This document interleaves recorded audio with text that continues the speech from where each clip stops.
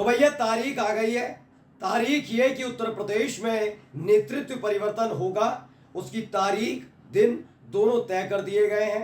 अब तय करना है योगी आदित्यनाथ को कि उस तारीख तक वेट करके जबरन कुर्सी से हटाए जाएंगे या फिर खुद अपनी मर्जी से इस्तीफा देंगे। जी हाँ, क्योंकि इस बार सिर्फ जो अपने तमाम सहयोगी दल है वो नहीं, बल्कि योगी आदित्यनाथ की पार्टी यानी बीजेपी के अपने ही नेताओं ने डंके की चोट पर योगी आदित्यनाथ के खिलाफ मोर्चा खोल दिया। जी हाँ, उस बैठक में जिस बैठक में खुद योगी आदित्यनाथ मौजूद थे, उन्हें बता दिया है कि भाई समीक्षा बैठक में निकल कर आया कि आपने और आपकी सरकार ने पार्टी का सहयोग नहीं किया और इसलिए उत्तर प्रदेश में बीजेपी का बेड़ा गर्क हुआ है। ऐसे में आप एक बात समझ लीजिए, ना आपकी सरकार संगठन और पार्टी से बढ़कर है। ये बात किसी और से नहीं कही, बल्कि योगी आदित्यनाथ से बाकायदा उसी बैठक में कह दी गई जिस बैठक में तमाम पदाधिकारियों से लेकर बीजेपी के कार्यकर्ता मौजूद थे, तमाम बड़े दिग्गज नेता मौजूद थे। उन्हीं के सामने ये बात कही गई। एक तरफ ये बात कही जा रही थी तो वहीं दूसरी तरफ योगी आदित्यनाथ के एक ऐलान के खिलाफ उनके अपने सहयोगियों ने मोर्चा खोल दिया है।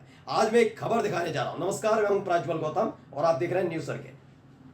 आपको तो मालूम ही है कि जब से लोकसभा चुनाव हुआ है, नतीजे आए हैं, उसके बाद से आपने योगी आदित्यनाथ को कभी हंसते मुस्कुराते नहीं देखा होगा। चेहरा इसलिए बेचारा सपाट पड़ गया है क्योंकि जो गर्मी शांत कराने की बात करते थे, बेचारे खुद की गर्मी निकली हुई है कि भाई क्या हो गया। 37 सीटें समाजवादी पार्टी, अखिलेश यादव 33 सीटों पर सिमट कर रह गए। लगातार दबाव पड़ रहा है कि इस्तीफा दीजिए। इस्तीफा देने का मूड नहीं बना रहे, अपने विधायकों की एकजुटता कर रहे थे, एकजुट करने में लगे हुए थे। खबर थी खेमेबंदी, गुटबाजी अपने आप में चरम पर पहुंच गई थी। अलग अलग सीटों पर लगातार समीक्षा बैठक हो रही थी और हर समीक्षा बैठक में शुरुआत में कहा जा रहा था कि प्रशासन ने सहयोग नहीं किया। प्रशासन का मतलब योगी आदित्यनाथ के जो तमाम अधिकारी हैं उन्होंने सहयोग नहीं किया बीजेपी का, और यही एक वजह है जिसके चलते 62 सीटों से खिसक कर मात्र 33 सीटों पर सिमट कर बीजेपी रह गए, ये कहा जा रहा था।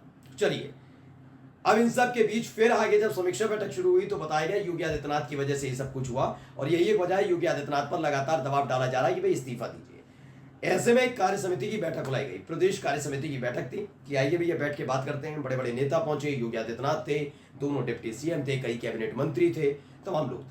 इन सब के बीच अलग अलग बातें कही जा रही थी। योगी आदित्यनाथ भी पहुंचे थे, जेपी नड्डा भी पहुंचे थे।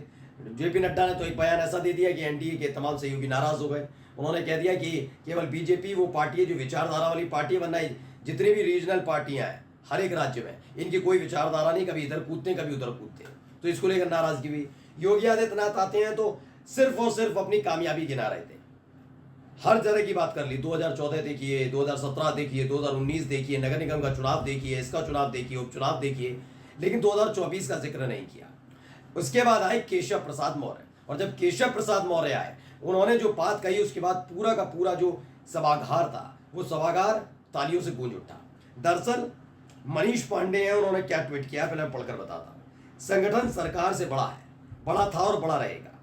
केशव प्रसाद मौर्य बात तो सही है, संगठन है तो सरकार है, संगठन नहीं तो भला सरकार कैसे होगी। बस यही बात सरकारी अफसरों को समझनी होगी और सरकार चलाने वालों को उन्हें समझाना होगा। पर अफसोस यही है कि उन्हें समझाने वाला कोई नहीं है। सरकार तो बदलती रहती है, चलाने वाले अफसर वही होते हैं। इन पर लगाम लगाने की आवश्यकता है, यही सत्य है, बाकी सब मिथ्या, ये लिखते हैं। लेकिन ये जो लिख रहे हैं ये अलग तरह का है इनका खेल। हकीकत यह है कि केशव प्रसाद मौर्य जिस बैठक में ये मौजूद थे, उसी बैठक में योगी आदित्यनाथ सामने बैठे हुए थे। साफ साफ बता दिया कि आप अपने आप को ना पार्टी से ऊपर समझना और ना सरकार से ऊपर, और सरकार को बिल्कुल भी पार्टी और संगठन से ऊपर मत समझिएगा। ये साफ साफ लफ्जों में कह दिया। और यकीन मानेंगे, जब केशव प्रसाद मौर्य ने ये बात कही, हर कोई ताली बजा रहा था, चेहरा लटका हुआ था योगी आदित्यनाथ का। खबर क्या है, खबर मैं पहले दिखा देता हूं। यूपी तक ने छापी, संगठन सरकार से बड़ा है, और यूपी बीजेपी की बैठक में केशव प्रसाद मौर्य ने दिया बड़ा बयान। क्या है, लोकसभा चुनाव के बाद राजधानी लखनऊ में भाजपा की सबसे बड़ी बैठक हो रही है। इसमें भाजपा अध्यक्ष जेपी नड्डा, केशव प्रसाद मौर्य, भूपेंद्र चौधरी, सीएम योगी आदित्यनाथ समेत पार्टी के तमाम कार्यकर्ता शामिल हुए। बता दें कि लोकसभा चुनाव में उत्तर प्रदेश में बीजेपी का प्रदर्शन निराशाजनक रहा। पार्टी 2019 के मुकाबले 62 सीटों से घटकर 33 सीटों पर आ गई। इन्हीं नतीजों पर मंथन के लिए लखनऊ में बीजेपी प्रदेश कार्यकारिणी की बैठक हो रही है। वहीं इस बैठक में यूपी उप मुख्यमंत्री और भाजपा नेता केशव प्रसाद मौर्य ने ऐसा बयान दिया जिसकी काफी चर्चा है, वही जो मैंने अभी आपको बताया। इसमें आगे उन्होंने जो कहा वो पढ़कर बता देता हूं। उसमें लिखा है कि 4 जून से अब आगे निकलने का वक्त आ गया। 4 तारीख को जनता का जो फैसला आया उसे शीरोधार्य कर और आगे भूल कर आगे बढ़ने का वक्त है। जो हुआ उसे संगठन देखेगा, लेकिन 2027 में हमें इतना जोर लगाना है कि सीट हमें 300 पार लेकर जानी है। यानी अब पूरा का पूरा बोझ, अब पूरी जिम्मेदारी अपने कांधों पर केशव प्रसाद मौर्य ले रहे हैं। ये बात इंडिकेशन था योगी आदित्यनाथ के लिए कि भाई उनका वक्त आ गया है, किसी भी कीमत पर अब उन्हें बर्दाश्त पार्टी करने जा रही नहीं है। यानी कि इस बैठक से वो बाहर निकले तब तक एक खबर और उनको मिल गई। खबर क्या है, पहले मैं खबर दिखाने जा रहा हूँ। देखिए, ये हिंदुस्तान ने खबर छापी है। क्या लिखा? अनुप्रिया राजभर के बाद संजय निषाद ने बढ़ाई बीजेपी की टेंशन, उपचुनाव वाली इन 2 सीटों पर उतारेंगे प्रत्याशी। दरअसल आपको मालूम होगा कि उत्तर प्रदेश की 10 विधानसभा सीटों पर उपचुनाव होने जा रहा है। इन 10 सीटों को लेकर इंडिया गठबंधन की अपनी रणनीति है, लेकिन जो एनडीए खासकर बीजेपी है, बीजेपी ने कहा कि हम किसी भी कीमत पर अपने सहयोगियों को एक भी सीट नहीं देंगे, सारी की सारी 10 सीटों पर हम चुनाव लड़ेंगे। दरअसल इसी से विवाद पैदा हो गया है। क्यों हुआ मैं बता देता हूं। 2 निषाद पार्टी वाली सीटें हैं और 1 आरएलडी की सीट है, यानी 3 सीटें अगर नैतिकता के आधार पर देखा जाए और जो सामंजस्य बैठना चाहिए सहयोगियों के बीच, उस आधार पर अगर देखा जाए तो तीनों सीटें जानी चाहिए सहयोगियों के पास, आरएलडी के पास, और 2 सीटें निषाद पार्टी के पास। कुल 7 सीटों पर बीजेपी दावेदारी कर सकती है।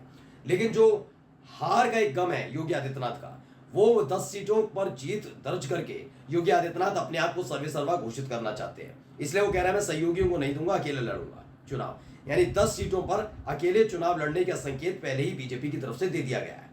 ये खबर लगातार आ रही थी, बार बार सहयोगियों की तरफ से कहा जा रहा था कि भाई देखिए, अब देख लीजिए मुजफ्फरनगर की तो मीरापुर जो सीट है वो तो आरएलडी के खाते में थी, तब भी उस पर कोई बात नहीं हो रही है। लगातार ये दावा किया जा रहा है नहीं, बीजेपी अकेले चुनाव लड़ेगी। अब इसको लेकर जब निषाद पार्टी जो अध्यक्ष है संजय निषाद, उन्होंने देखा यार कि तो कोई बात कर ही नहीं रहे, तब इसमें क्या किया गया पढ़िए। यूपी में लोकसभा चुनाव में समाजवादी पार्टी से झटका खा चुकी भारतीय जनता पार्टी की मुश्किलें उसके ही सहयोगी बढ़ा रहे। पहले सुभाषपा प्रमुख ओम प्रकाश राजभर ने अपने बयानों से भाजपा को असहज किया। उसके बाद ओबीसी आरक्षण पर सीएम योगी को पत्र लिखकर अपना दल प्रमुख अनुप्रिया पटेल ने घेरने की कोशिश की। अब निषाद पार्टी ने भाजपा पर दबाव बनाया है। यूपी में होने वाले उपचुनाव को लेकर निषाद पार्टी ने अपना दावा ठोक दिया है। विधायकों के सांसद चुन लिए जाने और रिक्त सीटें रिक्त होने के कारण यूपी में 10 सीटों पर उपचुनाव होने वाला है। इनमें से 10 में से निषाद पार्टी ने 2 सीटों पर अपने प्रत्याशी उतारने की बात कह दी है। कौन कौन सी सीटें हैं वो पहले बता देता हूं आपको। निषाद पार्टी के अध्यक्ष और योगी सरकार में कैबिनेट मंत्री संजय निषाद ने बुधवार को पत्रकारों से बात करते हुए कहा कि निषाद पार्टी ने 2022 के विधानसभा चुनाव में मिर्जापुर की मजवा और अम्बेडकर नगरी की कटेहरी सीट पर अपने सिंबल से चुनाव लड़ा था। फिलहाल इसके बारे में बताया गया। और भारतीय जनता पार्टी ने बड़े भाई की भूमिका में है और 2022 के विधानसभा चुनाव में बड़ा दिल रखते हुए 15 सीटें दी थी। यानी तब उन्होंने सीटें दी थी, बात अलग है, लेकिन इस बार ये सीटें छीनने के लिए तैयार बैठे हैं। खबर यह है कि अगर इन्होंने अपनी 10 की 10 सीटों पर बीजेपी ने प्रत्याशी उतार भी दिए तो आरएलडी मुजफ्फरनगर की मीरापुर पर, गाजियाबाद सीट पर और तो और अलीगढ़ की खैर सीट पर अपने प्रत्याशी उतार सकती है। यानी 3 सीटों पर एनडीए में टकराव देखने को पड़ेगा। वहीं 2 सीटें जो है मिर्जापुर की मजवा और अम्बेडकर नगर की कटेरी, इन दोनों सीटों पर निषाद पार्टी अपना प्रत्याशी उतार सकती है। यानी यहां पर भी एनडीए में टकराव होगा। 5 सीटों पर सीधे एनडीए में बगावत होगी। नमस्कार।